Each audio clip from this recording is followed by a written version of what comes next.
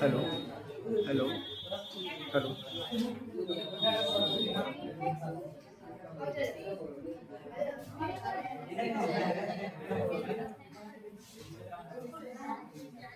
चलो स्टार्ट करते हैं जी।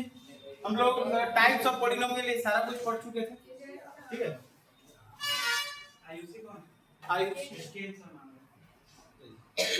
टाइप्स ऑफ पॉलिनोमियल पढ़ लेते हैं लोग। General form of according to degree पढ़ना था। जनरल फॉर्म ऑफ पॉलिनोमियल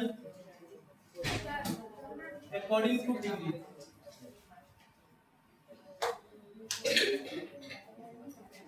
ठीक है, डिग्री के अकॉर्डिंग पॉलिनोमियल।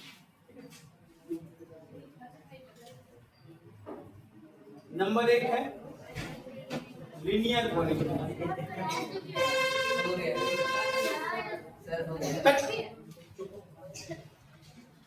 लीनियर पॉलिनोमियल का जनरल फॉर्म क्या होता है? ax प्लस b, ठीक है, where a does not equal to a zero नहीं होना।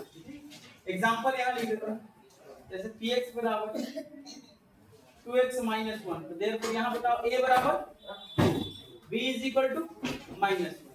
पहला एग्जांपल। दूसरा dx मान लेते हैं -x प्लस ए अब शांत रहो सब। क्लास स्टार्ट हो गई। यहां बताओ a बराबर, तुम बताओ a बराबर कितना है? a बराबर माइनस नहीं x। a बराबर 1 a बराबर 1 माइनस नौटंकी से पढ़ता है, पढ़ा दिए हैं। a is equal to -1, a मतलब कोफिशिएंट ऑफ x, b मतलब कांस्टेंट है, b is equal to √2, b √2 है। तीसरा एग्जांपल px बराबर -x, यहां बताओ a is equal to -1, b is equal to नहीं है तो 0 है, b कितना होगा? +0 कर ही सकते हैं।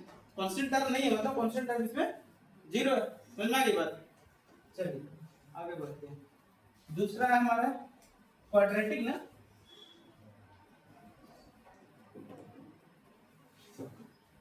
इसका जनरल फॉर्म क्या होता है?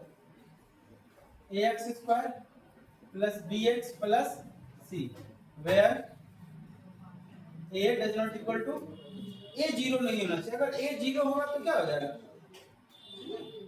पता हो जाएगा। ax² को क्या बोलेंगे? ax² is called quadratic term, quadratic term. और bx को क्या बोलेंगे? Is linear term. इसको क्या बोलेंगे? लीनियर। c को क्या बोलेंगे? It's constant term. Is all about is a constant term. ठीक है, एग्जांपल देखो। px बराबर x² माइनस 5x माइनस 2। यहां बताओ a इज इक्वल टू क्या है? बोलो a is equal to 1, b is equal to -5 idiots, c is equal to -2। दूसरा एग्जांपल px बराबर 2 x²। यहां बताओ a बराबर 2 लल्लू लाल। a क्या है? a मतलब x² का कोफिशिएंट, x² का कोफिशिएंट क्या है? -1। b इज इक्वल टू क्या होगा? b इज इक्वल टू क्या? b is equal to 2। b क्या है? लीनियर टर्म का कोफिशिएंट। b लीनियर टर्म इसमें है ये नहीं लीनियर टर्म।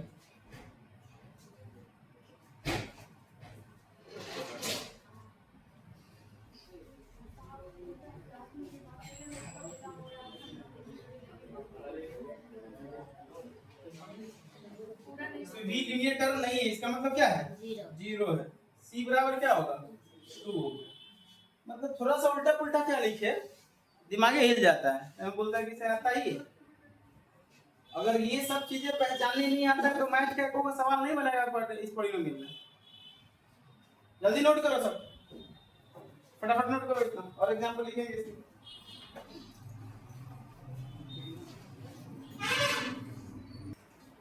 चलो इसके आगे देखते हैं, इसमें दो एग्जांपल लिए हैं क्वाड्रेटिक का ही। अभी और एग्जांपल लेते हैं, तीसरा एग्जांपल लेते हैं। px बराबर ले लेते हैं -3x + x² - 5। यहाँ बताओ a बराबर कितना है, b = -3, c = -5। चलो चौथा एग्जांपल लेते हैं, px बराबर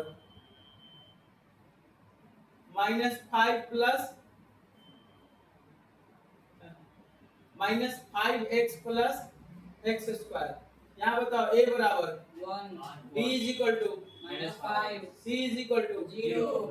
अब तो समझ में आ गया होगा। Yes sir. चलिए अब हम लोग लिखते हैं आगे का।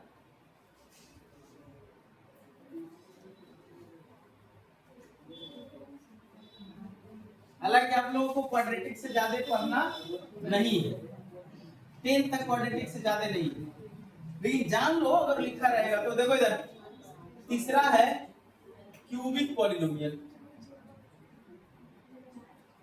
इसका स्टैंडर्ड फॉर्म क्या होगा, ax³ + bx² + cx + d।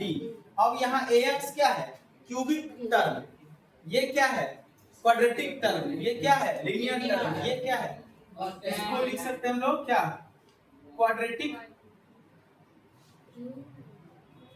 Quadratic term. ये क्या है, सॉरी क्यूबिक ना, क्यूबिक टर्म, और ये क्वाड्रेटिक टर्म, और ये क्या है, लीनियर टर्म, और ये क्या है, कांस्टेंट टर्म।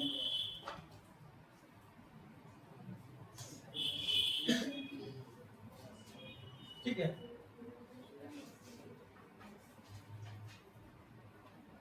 चलिए एग्जांपल लिखते हैं। तो इसमें a को क्या बोलेंगे, कोएफिशिएंट ऑफ x³, b क्या हो जाएगा, कोएफिशिएंट ऑफ x², c क्या हो जाएगा, कोएफिशिएंट ऑफ x, d क्या हो जाएगा, कांस्टेंट टर्म। चलिए एग्जांपल देखिए पहला, 2x³ - 7x + 5 px बराबर, यहाँ बताओ इसमें क्या होगा, ये तो होगा ही वेयर, ये छूट गया, a does not equal to 0। अगर a 0 हो जाएगा तो इसमें क्यूबिक टर्म ही गायब हो जाएगा, और जब क्यूबिक टर्म गायब हो जाएगा तो क्यूबिक पॉलिनोमियल नहीं रहेगा। क्यूबिक पॉलिनोमियल होने के लिए शुड बी क्यूबिक टर्म होना चाहिए। तो चलिए यहाँ a बराबर कितना है, 2, b = 0। हाँ कौन बोला, हाँ वेरी गुड, क्या नाम तुम्हारा, समझ रहा है बच्चा। c बराबर -7, d बराबर 5। b मतलब क्वाड्रेटिक टर्म नहीं है, उसका कोएफिशिएंट 0 है। इसमें क्या समझना है, डिसेंडिंग ऑर्डर में चलता है। अगर हम यहाँ उल्टा चलो, यहाँ देखो px बराबर लिख दिए -3x + 7 + x³ - 2x²। यहाँ बताओ a बराबर कितना है, 1, a का मतलब कोएफिशिएंट ऑफ x³, b बराबर कितना है, -2 मतलब कोएफिशिएंट ऑफ x², c बराबर क्या है, d बराबर 7। ये स्टैंडर्ड फॉर्म में नहीं लिखा हुआ है, बात समझ गए। अगर इसको लिखेंगे स्टैंडर्ड फॉर्म में तो क्या लिखा जाएगा, ये हो जाएगा x³ - 2x² - 3x +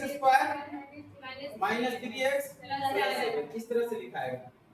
तो अरेंज करके लिखते हैं तो सब धराधर बोल देता है, और उसको जैसे मतलब उल्टा-पुल्टा लिखे, मतलब जिगजैग में, तो नहीं समझता है। क्लियर हो गया ना, जिगजैग बोलते हैं, ठीक बोले, रिपीट कर रहा है।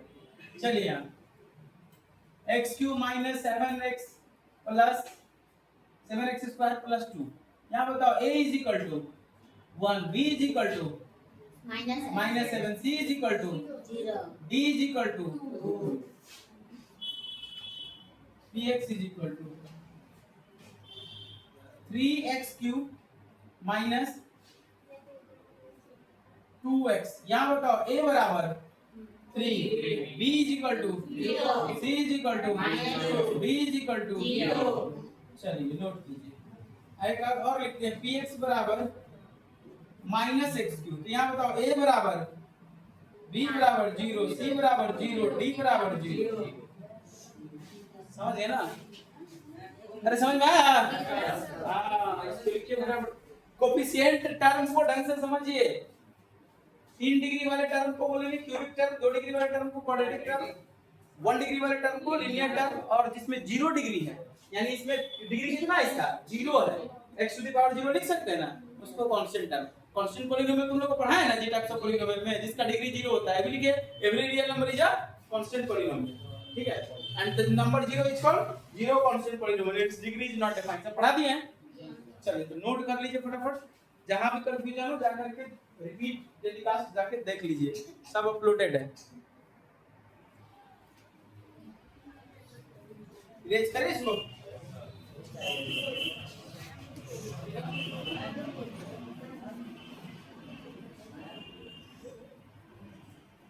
बाई क्वाड्रेटिक क्या होता है या क्वार्टिक?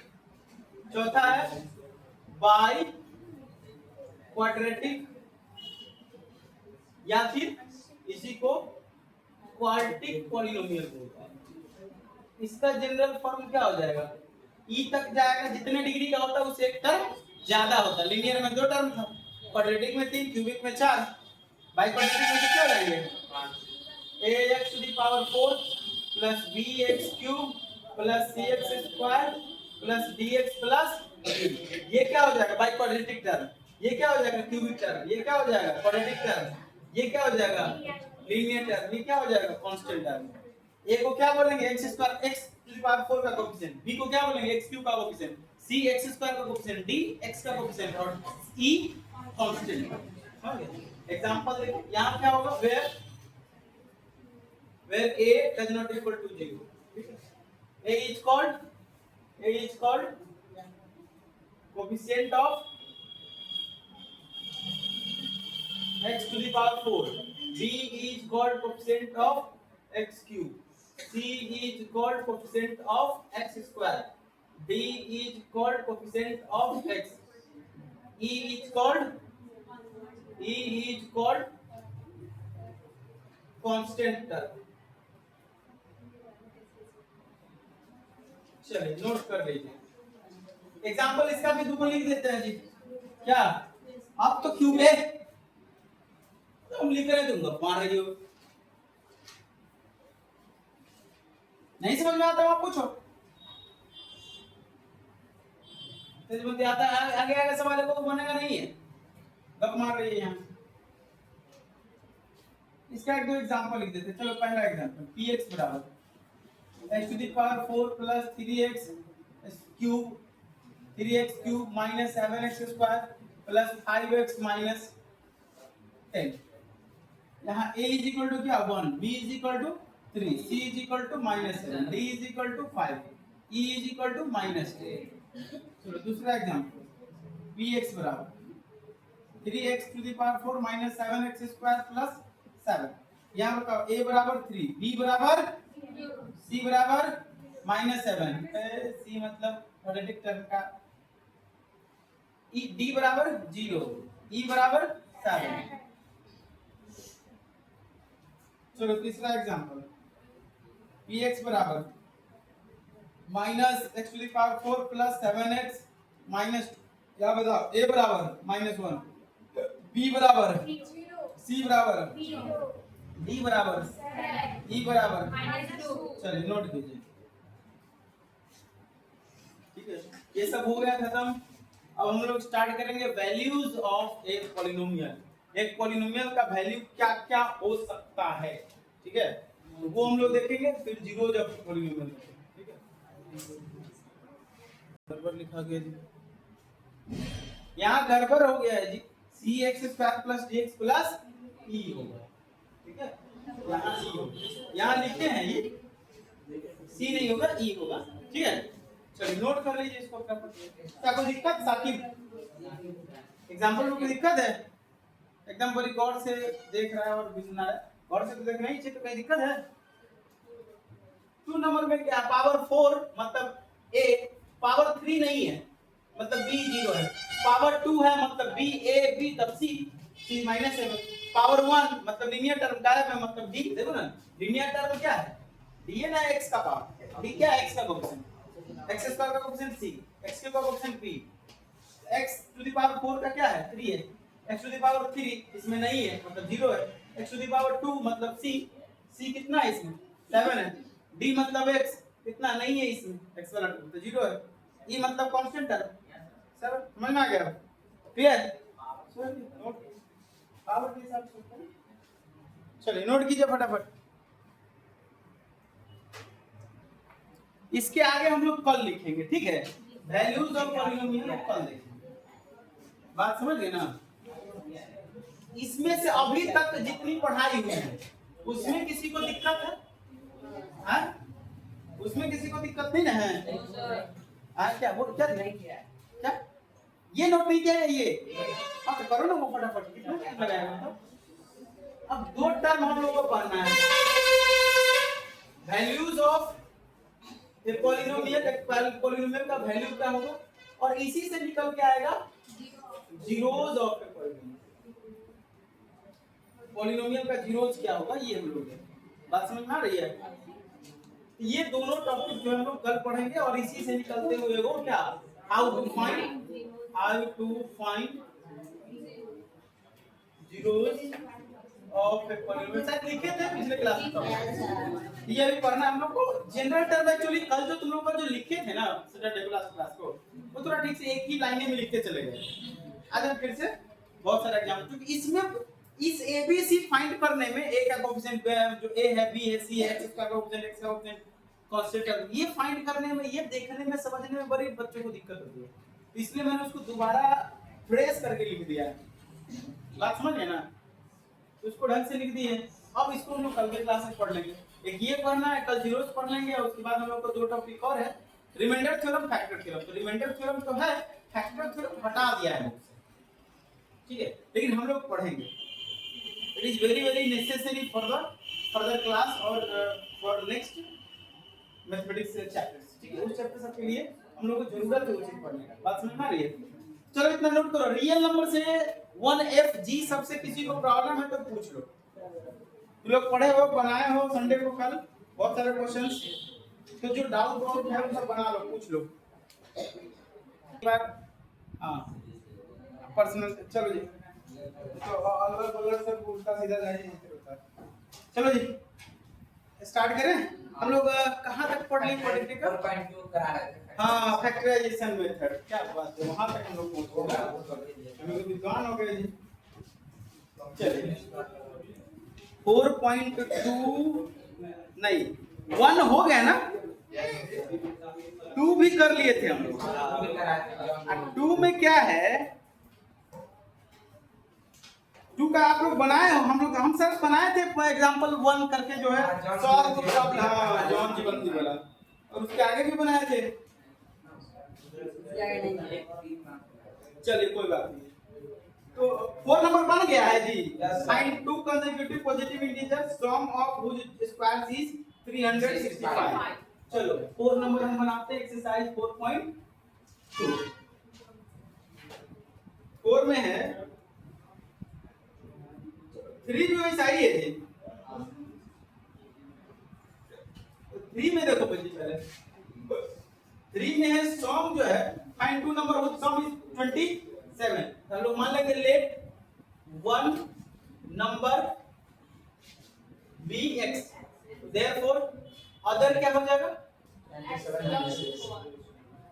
27 प्लस माइनस एक्स, दो नंबर का सम जो है 27, दो नंबर का सम 27, तो पहला अगर x है तो दूसरा क्या हो जाएगा माइनस एक्स।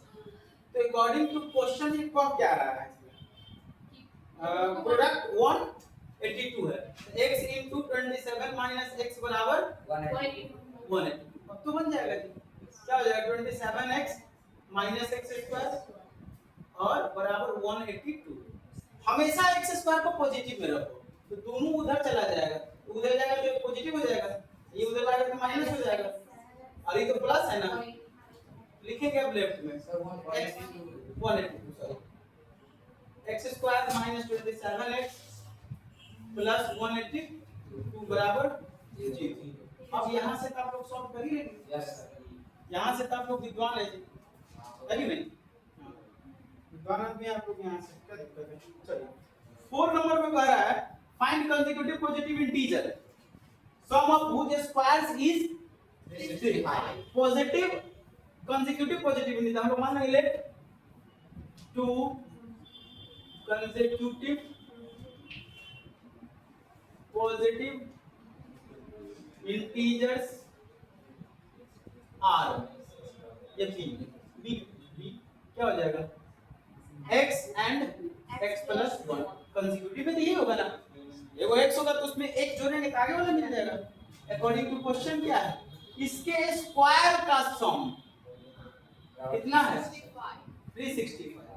ये हो गया हमारा x स्क्वायर और ये plus x square plus 2x plus 1 इधर कर लेते माइनस 365 एक ही साथ। ये कितना हो गया 2x square plus 2x minus 364 बराबर 0। 2 कॉमन आ जाएगा जी, हटा लो उसको। x square plus x minus 2 1 जा 2 2 8 जा 16 बराबर 0। ये कोई हो गया x square plus x minus 182 बराबर 0।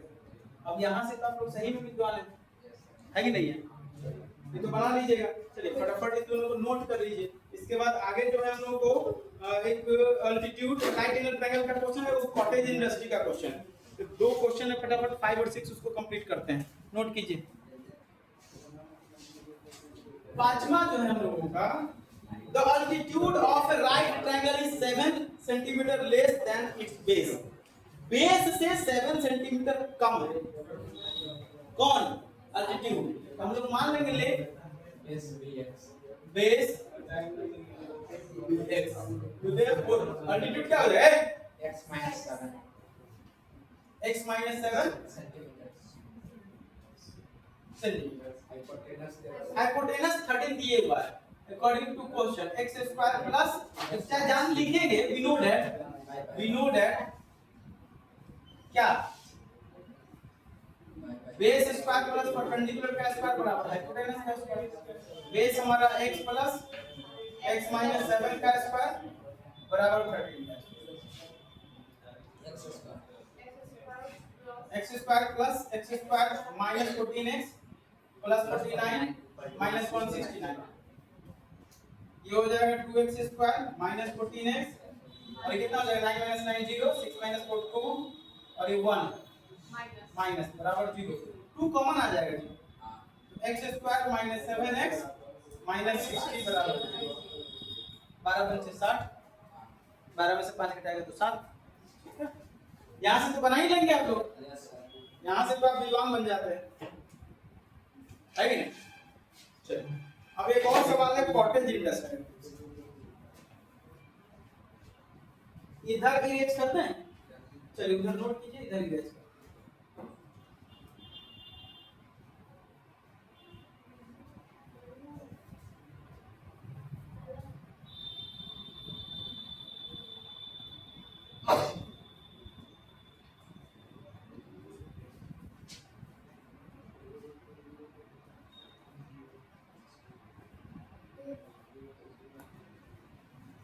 चलिए 6 नंबर एक और क्वेश्चन है।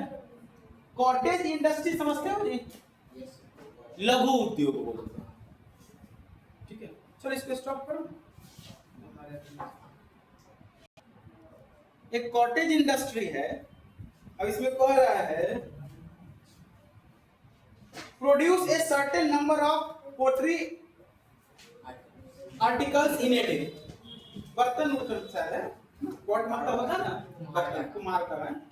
It was observed on a particular day, किसी खास दिन क्या हुआ इसको ऑब्जर्व करता है that the cost of production of each article, एक आर्टिकल का कॉस्ट ऑब्जर्व करता है, क्या पाता है article was 3 more than twice the number of article produce on that day. उस दिन जितने आर्टिकल प्रोड्यूस होते हैं उसके 2 गुने से 3 ज्यादा है, ठीक है, 2 गुने से 3 ज्यादा है एक आर्टिकल का। तो मान लो अगर उस दिन 10 को आर्टिकल प्रोड्यूस हुआ एक आर्टिकल का कॉस्ट कितना होगा? 20 प्लस 3 बराबर 23 हो गया एक आर्टिकल का कॉस्ट। तो इतने आर्टिकल का कॉस्ट कितना होगा? 10 आर्टिकल का गुना कर देंगे, ठीक है। तो अब करा if the total cost of production on that day was 90 rupees, find the number of article produce on that day and the cost of each article. तो मान के लिए, ठीक है, नंबर ऑफ आर्टिकल्स bx लिख देते हैं। तो therefore cost of each article 2x plus 3। So according to question, एक आर्टिकल का कॉस्ट 2x plus 3 है, नंबर ऑफ आर्टिकल x है, ठीक है। तो मल्टीप्लाई कर देंगे तो क्या होगा? मतलब एक पेन का कॉस्ट इतना है और टोटल पेन इतना है, तो टोटल कॉस्ट कितना हो जाएगा? मल्टीप्लाई कर देंगे according to question x into 2x plus 3 बराबर कितना हो जाएगा? 9। ये कितना हो गया? 2x square plus 3x minus 90 बराबर 0। इसका एक जीरो पॉजिटिव आएगा, एक वो नेगेटिव आएगा, ठीक है। तो नेगेटिव वाला जो होगा वो सॉल्यूशन नहीं होगा हमारा, क्योंकि नंबर ऑफ आर्टिकल नेगेटिव में थोड़ी ना होगा, पॉजिटिव होगा। बात समझ में आ रही है? यहाँ से तो बना ही लोगे, 90 गुना 180 होता है, इसको तोड़ लो जी, कैसे टूटेगा? 12 18 18 गुना 12 नहीं, 18 गुना 12 नहीं, बोलो जी 180 होगा ना जी। ये इसको कैसे तोड़ोगे? 15 16 ना बना 225 नहीं, 12 15 12 15 कैसे होगा? हाँ 12 15 15 का 65 से 582 से, हाँ ठीक है। 12 15 एगो नेगेटिव आएगा, पॉजिटिव आएगा, नेगेटिव बना हमारा सॉल्यूशन नहीं होगा, बन जाएगा यहाँ से। नोट कीजिए फटाफट इसको सॉल्व करो जी, जो सब है।